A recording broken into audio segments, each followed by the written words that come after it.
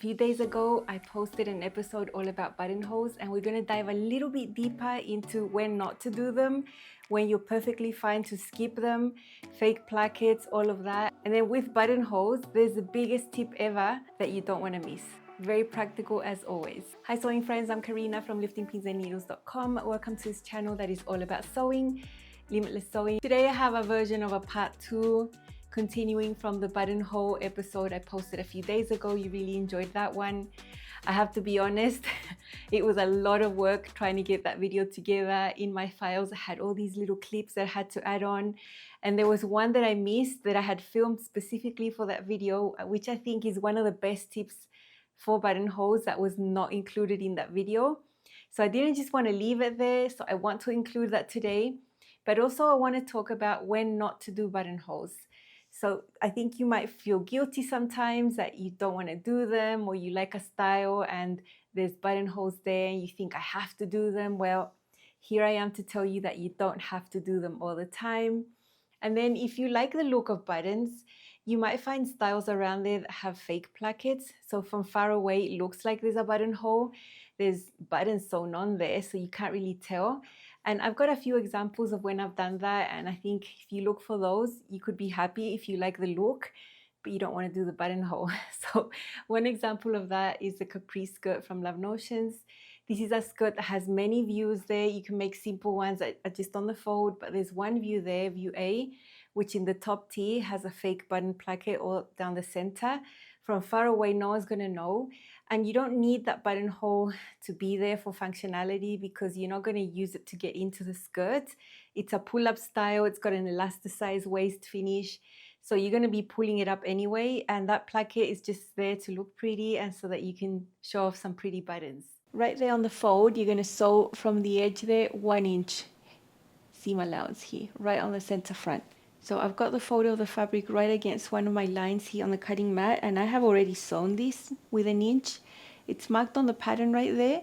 And so that's going to give you an extra volume here at the center front that you can make into a fake placket. Here we have this fake placket. I've actually done the same thing as a hack on some patterns. And this is the same way you do the fake placket on the Juliet top from Love Notions, only it's a knit, but it's the same concept. You can see the stitch there done right here on the right side of the fabric. So now this excess volume, we're going to have 1/2 inch to each side. So I'm going to pin it right there, and I'm going to keep making sure the volume is even all the way down. I can touch it from the wrong side here. And then as usual, I'm going to give it a quick hand baste and press. And then all you have to do is edge stitch from here all the way down and from here all the way down, and that makes your fake placket. I know this print is pretty bright. You're not going to see the detail as much as if I did on a solid, but I'm going to use these really bright red buttons there so that it can stand out. It's really cute. It does look like a placket, but without the fuss. Now I'm doing the edge stitch on both of the sides of this fake placket. Super neat with this presser foot. It's barely any effort at all. I'm going to leave sewing the buttons to the very last step of the skirt. I want the elasticized waist done already before I sew on the buttons, so that will come much later. I love how that turned out. Because the background is black of the print and there's some red in there, I thought red was the color that was mostly going to stand out there, so that's why I used red buttons, quite large ones that's really visible. That makes all those extra steps of sewing that placket worth it. How pretty are those buttons? Elasticized, pull up, very nice fake placket. I'm very glad it's there. There's another top from Love Notions that has a little fake placket on a small type of front yoke here. Very pretty. There's no way you can do buttonholes even if you wanted. It's designed to be sewn in the same way as the capri skirt, and that's the Juliet top. So here you can see it. This is the front yoke. I used a contrasting fabric from the same fabric. It was just a type of border print. Some pin tucks there and a small little fake placket where you just sew on the buttons. No worries about having to sew actual buttons, but from far away it looks like you did and the buttons are there, so that's nice. Look for styles that have details like that if you like the look and you don't want to do the buttonholes. This is another example of a fake placket I did. This is an Allegro skirt from Love Notions. The original pattern does not have a button placket. Actually, the front is just cut on the fold. But because I was using a small piece of fabric, I had to have a front seam there. But I didn't have a lot of seam allowance to make that seam look pretty with nice top stitching. So from another piece of fabric, I sewed this fake placket on top to hide that center front seam. and it's folded and everything is top stitched, and then I just sewed on humongous buttons on top. And I've worn this one so much. I made this one in 2020, so it's a couple years old. Yoga waistband, super comfortable. It's gray denim. It goes with so many of my makes. Now, what about garments that actually have a placket, have a facing or a separate placket sewn on, where the design is meant to have buttonholes and buttons? You can get away with not making them if the design has a wide neckline like this one. This is the Aisling blouse from Jennifer Lauren. It's got a nice square neckline with this little collar in there. Definitely enough space for me to just pull it on over my head. Definitely enough ease that I don't need to open up the buttons. So let me show you how that looks like. I'll just stand up and adjust the camera. I stood up so you can see this blouse. It's fitting looser than when I made it, but it was still loose when I made it. So you can see the nice amount of ease. It's got bust cup sizes, fit around the neckline and armholes perfect. Nothing's gaping, it's all good. This square neckline is big enough to fit my head, so I can just pull it on over my head. And of course, I have all these buttonholes here that should have been there, but they're not. I just have buttons right there. I did the same principle of finding my bust height and putting a button right there, and then I just sewed them through. No buttonholes, nothing. And this is the only garment I have in my whole wardrobe that I've done this with.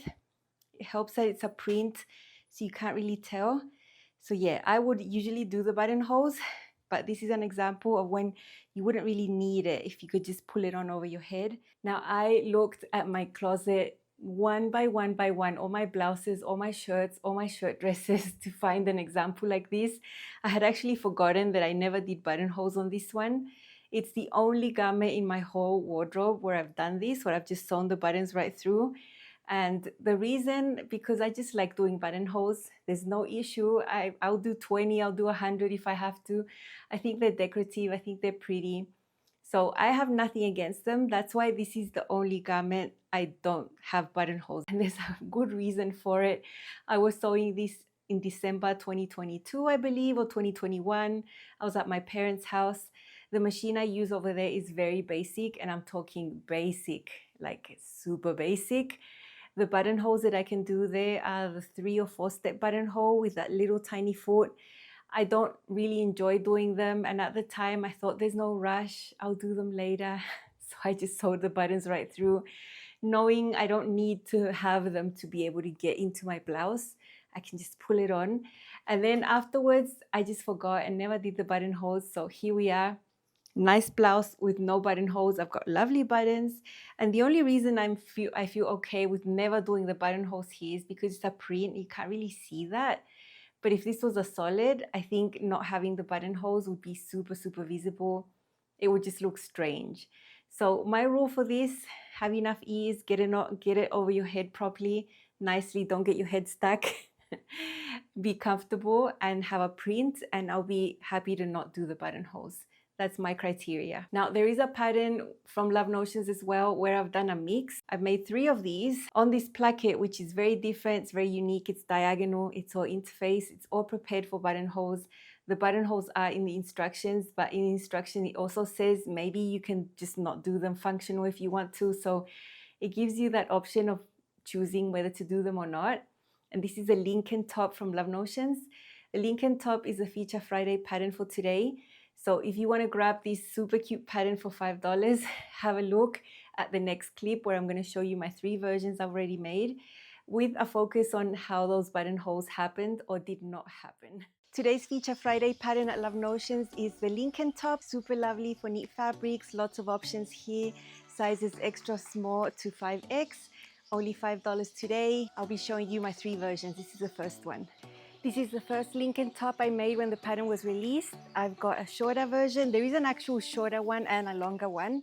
And this is a Ponte Roma. It's super lovely. When I made it, this is an extra large standard bust.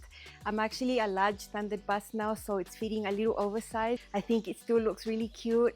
And just because I know it's fitting looser, I've got something slimmer fitting on the bottom. Purple pencil skirt, very versatile.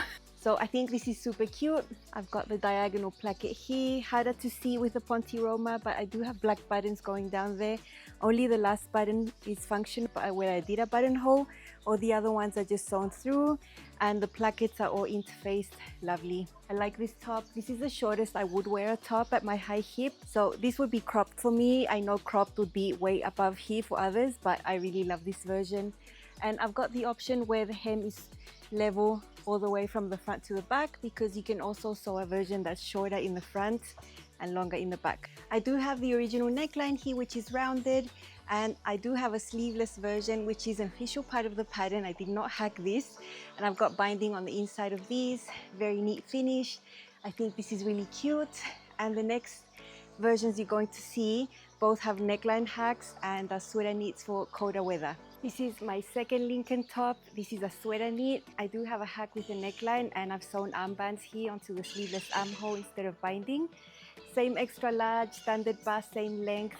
It's just a sweater knit, and because it's oversized like all of them are right now, I've got my same purple pencil skirt here. This time I've just put boot. I think this length is perfect, and actually the ease is perfect as well. If you want to make a size up just for comfort or because it's your style, I think it looks still really good.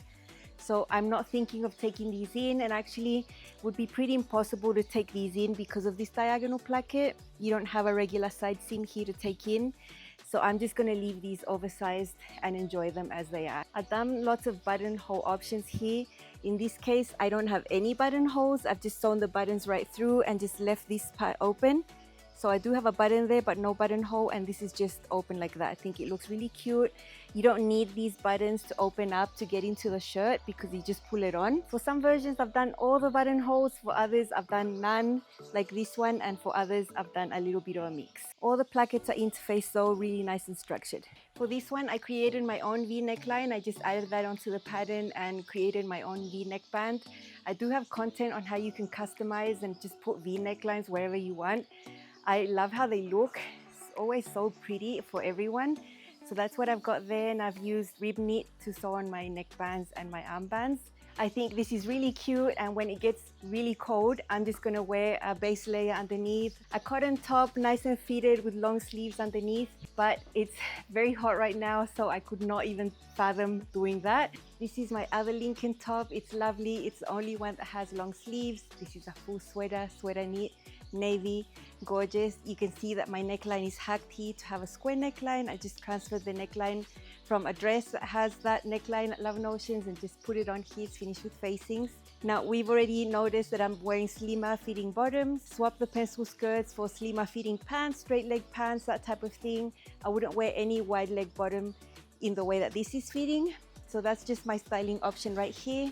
I love the combination of the pink and the navy. Love the navy booties. Some people think that these booties shorten your legs and all that sort of thing, but I don't buy into that. I just use my height as an advantage here, and I love them because they're not that cold, they're not that hot, so it's perfect for my weather as well. Same length, same fit, just a different fabric. Really special buttons over here. I found these ones with a really special shape. They're like squares. I did sew all the buttonholes through and everything, but only these two I actually cut into the buttonholes, and so there's always a mix of buttonhole shenanigans over here. I think this is really pretty because it really shows off the diagonal feature right here in this pattern. How pretty is this square neckline hack? I think it's lovely. I've got a little scarf there for extra warmth. When it gets cold, I would probably wear something a little chunkier, but this is lovely. And it's just so beautiful. It's really hard to find a sweater with a square neckline, so why not hack it from another pattern, add it on here, and I love how it turned out. Don't forget to grab this cute pattern only for $5 today. I think it's really worth it. Lots of value, lots of options, and something really unique and super wearable. Make it your actual size or make it one size more. You'll still be really happy. It just depends on your personal style. And I'm very happy with these being one size larger than I am right now.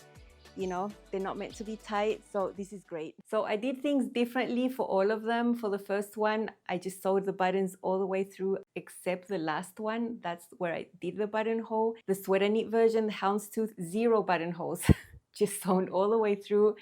The reason, it's a print, you know, the buttonholes wouldn't really be too visible there, so I wasn't concerned that it was going to look strange. But then the navy blue one at the end, that one's solid. I actually sewed the buttonholes everywhere. They're there. They're embroidered. You can see them. I just didn't cut through them. I sewed the buttons through. So if you look at it, it looks like I've got the buttonholes and everything because they actually are there. It's just that I didn't cut into them. In that case, all the interfacing I did on those plackets made the process really easy. It felt like I was just sewing a bunch of woven buttonholes. There was no difference there. It's just that I made a difference for each one and I had a lot of fun with it.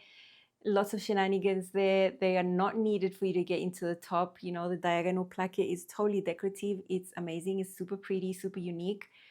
So I'm quite happy with my decisions. Don't forget to grab this pattern if you like it. If you don't have it, there's many options there and it's such a unique top. What was the most important tip that I did not include in the previous episode about buttonholes, and I was kicking myself. I almost took my video down to add it and re-upload, but the video was doing so well, it was getting so many views. It really hurt my heart to do that. And I decided back then when I figured out I did not put this tip in that episode, I was going to make a part 2 just with a few more other topics around buttonholes. So here we are. You need to test your buttonhole. And it's so important. I would never just grab my presser foot, grab my garment and just start making buttonholes. You never know. You're not going to be happy with the stitch length. You're not going to be happy with the size, you know, to match your button. Don't trust the buttonhole that the little space where you have to put a button is going to give you the right size. At least for me, it always gives me a buttonhole that I find is too large because I like snug buttons. You need to test on a fabric that's the same or similar to what you're going to sew on. If you have interface layers, hopefully you have an interface layer there. So I'm going to show you what I'm going to do. Sometimes I do 2 or 3 buttonholes before I even start my actual buttonholes, and it's never a waste of time. Here I have linen, the same type of fabric I'm using for my shirt. I always want to test my buttonhole on a fabric that's similar weight. If I had a piece that was interfaced, it would be even better because the area where I'm going to sew the buttonholes has interfacing, but this is good enough. I'm doing this in a double layer as well. And now I have this type of buttonhole presser foot that's automatic. At the back here is a place for you to put your button, and this is supposed to give you the perfect size button.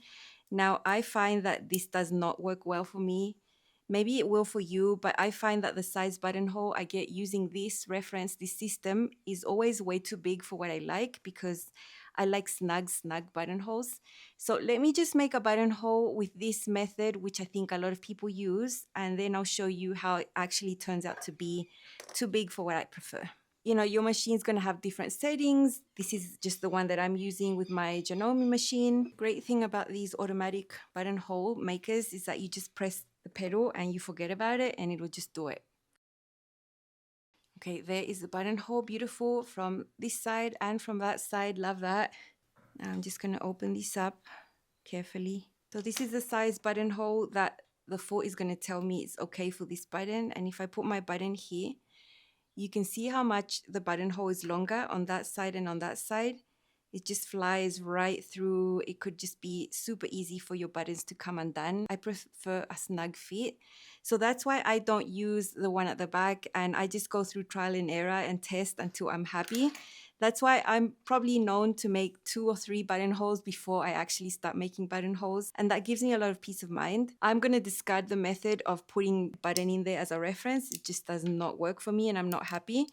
So just by eyeballing, I'm just going to make it smaller than it was by a few clicks and test. I think buttonholes are important. They're functional aspects of a garment, so don't think it's a bother to invest a few minutes in getting them absolutely right. Here is my second attempt. You can see how much smaller it is than the original one, which would have been the correct one, you know, but it wasn't. So let me open this up and see how that feels on the button. I think this looks much better. If you put the button there, you can see there's like 1/8 of an inch hanging off on the top and the bottom of the button. And it's a snug fit, which is what I want. So this is the perfect buttonhole for me. And that's how I'm going to make them. This took only 1 extra attempt. Sometimes I get it wrong and then I have to do it again. But 1 or 2 clicks makes a huge difference. Now, in the previous episode, I showed you my process of cutting these buttonholes open. I don't have that type of blade where you just press down and it opens it perfectly. I've never seen one of those to purchase, so I don't have experience with that. I think if I had one, I would appreciate it, but I just don't have one. I just use a seam ripper. I stabilize the back with fray check, and I do it really, really carefully. But in the comments in the previous video, I got so many of the same type of comments saying there's something you can do. And I'd heard about it before, but I'd never done an actual placket here, but it's from a fake garment, non-wearable test garment. So let's use this. I've done a few buttonholes already. Now, I've been using the traditional method for a long time, and where you just poke your seam ripper and just go slowly and then just stop before the buttonhole is done. But what happens if your hand is extra heavy that day or something happens and you just went right through it? And then that happens. What a tragedy. Best case scenario, your garment has a separate placket like this one. Then you can just unstitch the placket, create a new one, and start all over again, which is terrible, but it's better than having this on the actual front piece. Some garments have just a fold-in type of placket where this is incorporated into the center piece. Pretend it was just like this. And then you rip up your buttonhole on your actual front. Yeah, that would be quite tragic. So there's a simple thing that you can do to just be on the safe side.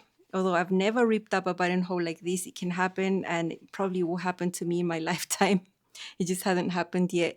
All you need is a nice sturdy pin, and you just need to poke this pin right there where the buttonhole ends and just put it there. And this is going to be a safety stop for your seam ripper. So now you can go as hard as you want, and boom, the pin's going to stop you from going further than your buttonhole, and then you're going to be super safe. So I love this tip. So many of you mentioned it. I thought I include it here. I think it's a real good safety measure to prevent this tragic situation like this from happening. Would be so horrible if that happened. Now I have a section here called See to Believe. I'm going to show you wonky buttonholes where I have not interfaced. Now, the first example could be jeans. If you're sewing jeans, you'll probably notice that these waistbands are not interfaced with jeans. You know, denim is quite a nice structured fabric. I have actually seam ripped a lot of ready to wear as well in my refashioning adventures, and I've never seen a waistband of jeans that is interfaced. So you usually have a waistband that's not, but that doesn't mean you don't need to stabilize the area that's going to have the buttonhole and the button. That is super important. This is just a piece of fusible interfacing that I've fused inside of it, because one of these sides is going to have a jean button and the other side is going to have a buttonhole. So I'm just trying to make this area at least more stable because there's no interfacing on the waistband, and I'll do the same with the other side. So here's an example of a pair of jeans where everything is stabilized on the inside. You can see how nice this is. It hasn't deformed, it hasn't stretched out. In this case, I do have a regular button, but if you're going to do a buttonhole that you're going to have to hammer in through, you really need to stabilize this area of the waistband as well. So this is a nice stable buttonhole where you've interfaced all of this. And sometimes you won't see this in the instructions, so that's why I want to mention it. Now, see to believe how terrible it turns out with no interfacing, because that's what I did with these jeans. Look at this buttonhole. It is horrible. It's just stretched out and deformed. It's just not stable at all. It's just the most horrific looking buttonhole. No one's going to know because my button goes through and it covers it. You know, it's not like anyone's going to see it. But it means that this button can come out when I'm not expecting it. It's not firm. It's larger than what it should be. So yeah, don't do that. I've shown you some cardigans where you have a band here on the center for knit fabrics, and I've always mentioned that I'm going to interface that band because or else the buttonholes are just not going to work out. The fabric is too stretchy, it's too flimsy, and I've had amazing results. I've never had an issue. But let me show you at the sewing machine how that would look like without any interfacing. Just 2 layers of sweater knit and the presser foot, and let's see how that's going to turn out. This is a leftover sweater knit from making a vest in the summer. It's got a button placket. I did interface it. It turned out beautifully. I wouldn't have thought to just sew the buttons right through because I wanted to wear it open and closed as you're seeing on the screen. So you can see how light this is, how stretchy. It's just not a great fabric to do buttonholes, but let's do a few and let's see how they look. I'm saying best practice is to interface it, but sometimes you won't see it in the instructions in some patterns, or you might not feel like doing it. I suggest you just interface, but let's see. Here I have a button that I calculated to fit this buttonhole right there. At first glance, it doesn't look too bad. It looks nicely made, but it's not very stable. It's just not very stable. This means that over time, this is going to start stretching out and it's going to start looking wavy and not flat like it looks like now. Using the tip I'd shown you before, putting the pin there and then cutting it open. So already it's not looking very nice.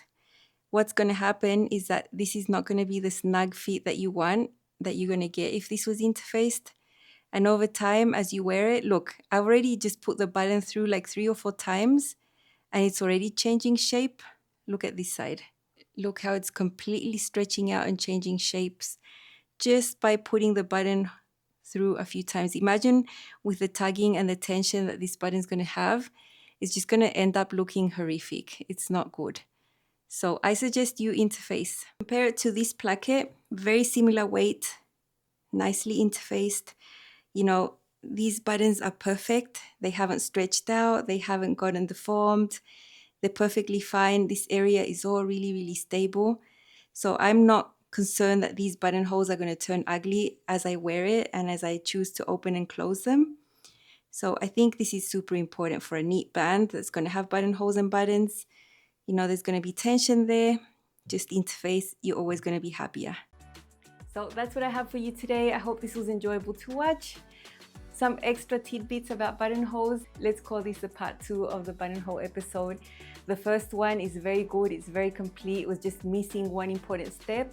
And then it didn't have all these extra nuances that you can find around buttonhole when you don't have to do them, how to analyze whether to go through the effort or not.